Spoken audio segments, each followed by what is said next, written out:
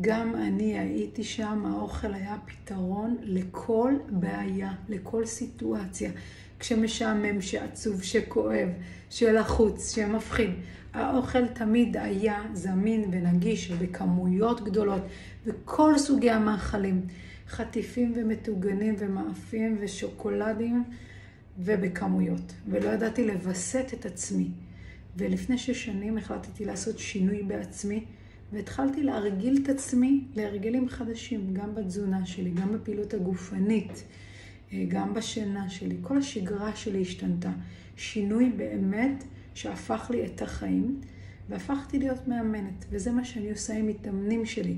אני מלמד אותם לעבור תהליכים של התפתחות בעצמם דרך ספורט.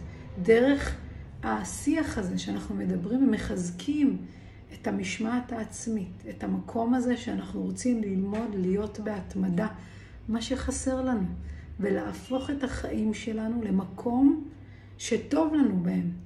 אז זה מה שאני עושה עם מתאמנים שלי. אתם מוזמנים לפנות אליי, ואני אשמח לעזור לכם.